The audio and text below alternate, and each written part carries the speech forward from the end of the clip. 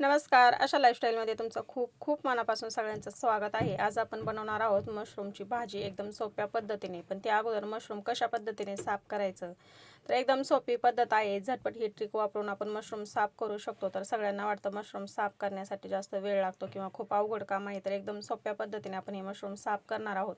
तर अशा पद्धतीचं आपल्याला मार्केटमध्ये पॅकेट भेटतं. तर बघा इथे मी 2 पॅकेट घेतलेले आहेत अशा पद्धतीचे. आपल्याला ज्यावेळेस मशरूम बनवायचं त्याच वेळेस आपल्याला बाजारमधून घेऊन यायचे. ते मशरूम जास्त टिकत नाही, खूप लवकर खराब होतं. तर अशा पद्धतीने आपण एक छोटं 200 ग्रॅमचं पॅकेट इथे फोडून घेतलेलं आहे. डब्यामध्ये अशा पद्धतीचं आपल्याला पॅकिंग भेटतं. तर आता ताटामध्ये इथे मी मशरूम काढून घेतलेला आहे. याची आपल्याला वरची जी साल आहे ती अशा पद्धतीने हळूवारपणे काढून घ्यायची. वरची साल जर काढून घेतली तर त्याच्यावरती जी काही धूळ माती जी असते ती संपूर्ण अशा पद्धतीने निघून जाते. आपल्याला जास्त वेळ लागत नाही. झटपट अगदी आतून बाहेर ओढायची. अशा पद्धतीचा आपण याचा देठसुद्धा असा थोडासा हलक्या हाताने दाबून घेतला की तो देठसुद्धा लगेच पटकन निघतो. आणि अशा पद्धतीने आपल्याला ही साल वरची काढून घ्यायची.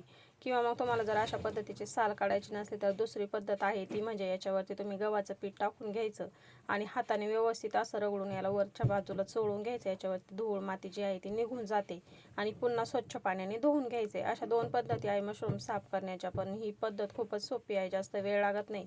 आणि जी काही आपली याच्यावरती जी माती आहे, धूळ आहे, ती अशा पद्धतीने सालीसोबत सगळी निघून जाते आणि मशरूम एकदम स्वच्छ असं होतं. पांढरं शुभ्र मशरूम असं इथे तयार होतं. बघा अशा पद्धतीचं आपण साफ करून जर घेतलं तर बघा ह्या पद्धतीने इथे मी आता सर्व मशरूम ह्याच पद्धतीने साफ करून घेणार आहे. जास्त वेळही लागत नाही आणि झटपट देखील होतं आणि खूप सोपी ही ट्रिक वापरून तुम्ही मशरूम साफ करू शकता.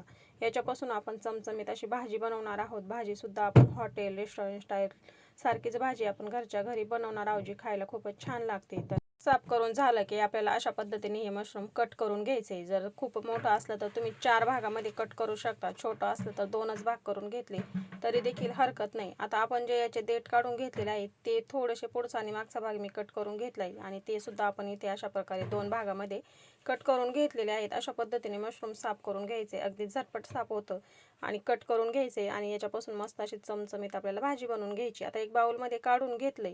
तर याच्यावरती आपण साफ तर करून घेतले, पण थोडीफार तर याच्यावरती धूळ किंवा माती राहू शकते. त्याच्यामुळे आपण इथे कोमट पाणी करून घेतले. कोमट पाण्यामध्ये व्यवस्थित असं धुवून घेऊया. तर बघा अशा पद्धतीने आपल्याला चोळून व्यवस्थित असं हे धुवून घ्यायचं आहे आणि धुवून घेतल्यानंतर इथे मी एक चाळणीवरती हे काढून घेतलेलं आहे. म्हणजे काय होईल की याच्यामध्ये जे काही थोडंफार पाणी असेल ते पाणी याच्यामधून व्यवस्थित असं निघून जाईल.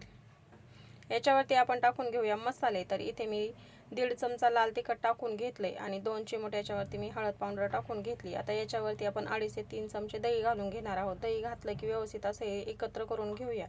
अशा पद्धतीने मॅरिनेट करून ठेवल्यानंतर ही मशरूमची भाजी खूप छान आणि चवदार लागते. तर आपण मस्त असा मसाला याच्यावरती चोळून घेतलेला आहे. अशा पद्धतीने आता एक 10 मिनिटासाठी असंच ठेवूया. गॅसवरती कुकर ठेवून घेतलेला आहे. एक मोठा चमचा भरून तेल घालून घेऊया. तेल गरम झालं की आता आपण याच्यामध्ये 1 चमचा जिरे घालून घेऊया.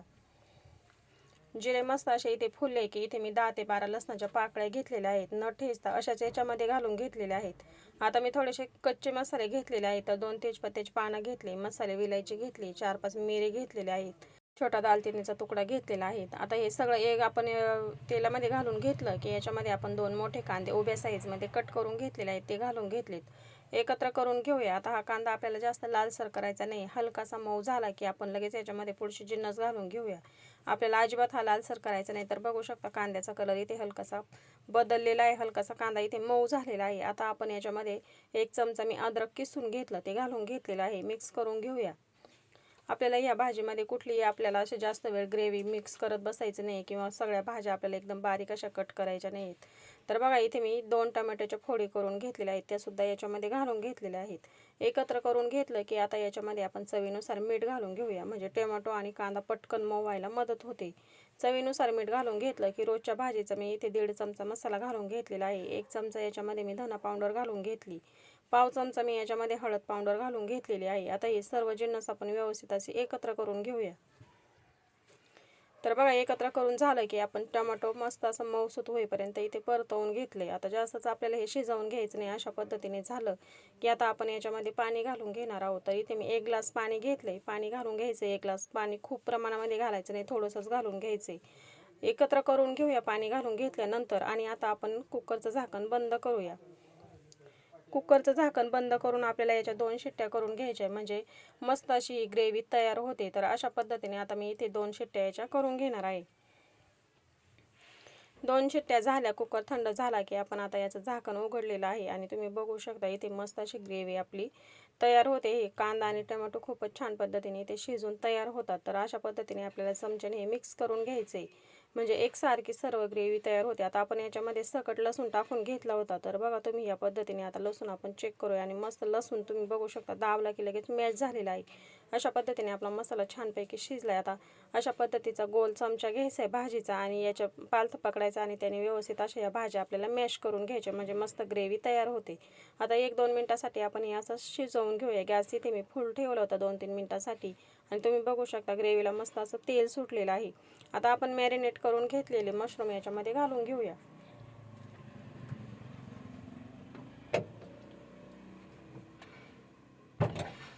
मशरूम मसाल्यामध्ये व्यवस्थित असं एकत्र करून घ्यायचे. आपण 10 मिनिटासाठी हे मशरूम असंच मॅरिनेट करून ठेवलं होतं. आपली बाकीची तयारी होईपर्यंत मस्त असं मॅरिनेट झालं. आता 2 ते 3 मिनिटासाठी आपण मसाल्यामध्ये व्यवस्थित असं हे परतवून घेऊया.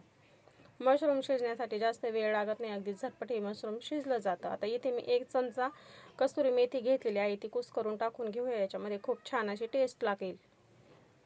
कसुरी मेथी घालून घेतल्यानंतर एकत्र करून घेतले आणि बघा मस्त मसाला आपला इथे तयार झालेला आहे.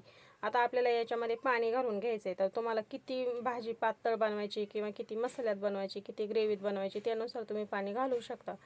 तर भाजीमध्ये टाकण्यासाठी आपल्याला पाणी गरम करून घ्यायचं आहे. मी साईडला पाणी गरम करून घेतलं. याच्यामध्ये अर्धा ग्लास पाणी घालून घेतलं. खूप पाणी घालायचं नाही, मशरूम शिजण्यासाठी जास्त वेळ लागत नाही. आता कुकरचं झाकण बंद करून आपण याच्या 2 शिट्ट्या करून घेऊयात. मशरूम शिजण्यासाठी जास्त वेळ लागत नाही. 2 शिट्ट्यांमध्ये हे मशरूम खूप छान असं शिजून तयार होतं. तर बघा कुकर थंड झाल्यानंतर मी याचं झाकण उघडलं आणि तुम्ही बघू शकता मस्त अशी मशरूमची भाजी आपली इथे तयार झालेली आहे. मस्त तरी देखील आलेली आहे आणि मस्त घट्टसर अशी ही भाजी तयार झालेली आहे. याच्यावरती मी बारीक चिरलेली कोथिंबीर घालून घेतली. तर बघा अशा पद्धतीने चमचमीत अशी मशरूमची भाजी आपली इथे झटपट तयार झालेली आहे. कुकरमध्ये जास्त वेळही लागला नाही आणि कमी मेहनतीमध्ये आपण ही भाजी तयार केलेली आहे. तर अशा पद्धतीने मशरूमची भाजी नक्की बनवून बघा. आजचा व्हिडिओ कसा वाटला कमेंटमध्ये नक्की सांगा. तुम्हाला जर हा व्हिडिओ आवडला असला तर व्हिडिओला लाईक करा, शेअर करा. चॅनलवरती जर तुम्ही नवीन असाल तर प्लीज चॅनल सबस्क्राईब करा. शेजारी बेल आयकॉनचं बटन आहे ते क्लिक करा म्हणजे मी अपलोड केलेले व्हिडिओ तुम्हाला लगेच बघायला भेटतील. वेळात वेळ काढून व्हिडिओ बघितल्याबद्दल खूप खूप मनापासून धन्यवाद. भेटूया अशाच एक नवीन रेसिपीसोबत.